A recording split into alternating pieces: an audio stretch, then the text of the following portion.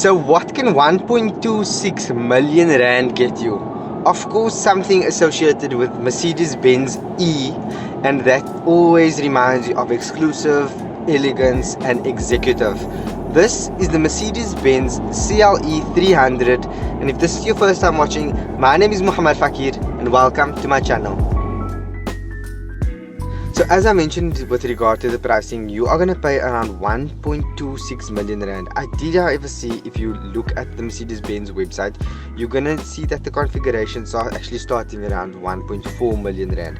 What is that going to get you? Under the hood, you're going to get a 2-liter turbo petrol engine, and of course that is a 4-cylinder engine pushing out 190 kilowatts of power and 400 newton meters of torque. The top speed says 250, although the speedometer does go up to 260 kilometers per hour. And then I also have to mention that you are going to get these beautiful 18-inch or 20-inch light alloy wheels. You can see that we are driving a glossy black right through, so even your mirrors as well. And then you have your blind spot monitors, you've got your adaptive lights depending on your outside situation. Once you unlock the car, the lights actually move on, so they don't just like turn on, they slowly move, which adds like all the luxurious trims and bells and whistles that you get at this price point. Talking about the body, you've got 420 liters of boot capacity, and yes, this is a 2-door vehicle. I think that the doors are very long, so I did try to drive with my son in putting him in the car seat, which this car does have ISOFIX. There's also the ambient lighting from the interior, kind of speaks to the exterior. In the front, you've got these purple LED thin light beam light designs in the front, which is of course an added extra in terms of looks on the out. I think everybody knows that the Coupe is obviously a looker. You've got your sunroof, which is great for camera lighting, but once you do close it, I do think that these kind of vehicles do feel somewhat because it's a low profile, you can feel a little bit of claustrophobia. Heading onto the interior, you've got your familiar Mercedes-Benz interior. You've got the carbon trim finishes all around the dash of the vehicle, and then of course it's a trim between the leather trim between the red and black, and I think that definitely catches the eye, because wow, am I getting looks on the road. Your USB Type-C for ports, and then you've got, I think it's one in the front, cup holders, a wireless charger. You've got your console compartment boxes, which is awesome, and then of course in the glove box you've got your fragrance diffuser, which I guess is always a plus. Driving a luxurious car, you want to smell luxurious as well. We are looking at a 11.9 inch display and just over 12 inches for the driving cluster.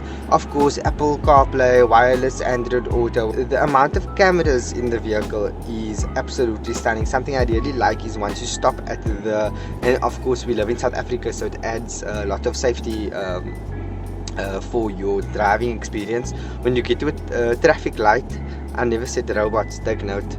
Anyway, once you get to the traffic light or an intersection, you'll actually see there's a traffic light view that displays onto the dash or onto the infotainment system, and I think that's quite nifty. It gives you a panned out view of what's in front, and I think that's really awesome. Also, to add on the luxury experience, you've got amazing Burmester 3.5 3D sound system in this car. In terms of safety, of course, you've got your brake and your park assist in this vehicle, expecting nothing less at this price point. But you also have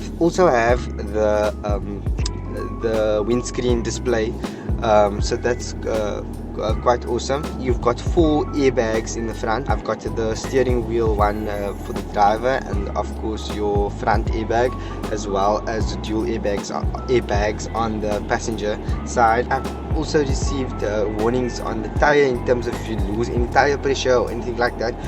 Literally, if it goes from 205 to 210, it will let you know, and it also obviously detects on which wheel it is. So I think that is all of the added extras that you get with this drive. And yes, I mentioned 420 liters of boot capacity, and why I'm commenting on the drive is because as much as this is a coupe, you are still getting a massive boot and getting that awesome driving experience. I think that this car in the cabin makes you feel executive, but also makes you feel like a pilot. And I think the whole dash experience, as well as being this low, gives you a performance feel. Of course, and being an automatic vehicle, this car still gives you the option with to give you that racing or kind of speedier experience, and gives you the paddle shifts, so you can switch between that or manual mode, which kind of gives you that manual mode racing experience. But of course, city driving, or depending on where you are, most likely you are going to be using the vehicle in auto. So this is not a performance review, this is just an overview of my driving experience. I must say that I think this car is extremely economical. I was quite surprised at yeah, I'm getting 8 liters per 100 kilometers, which I think is phenomenal, because I did not think that this car is going to be as economical as it was. And I just want to mention that, because you are thinking about, if you are thinking about buying this vehicle, you are going to wonder like, how is it doing in terms of fuel consumption, especially in South Africa with the fuel price. And I think it's done extremely well. So yeah, I just need to mention that at the end of this video. If this is your first time watching, don't forget to like, subscribe, and I'll catch you in the next one. Bye.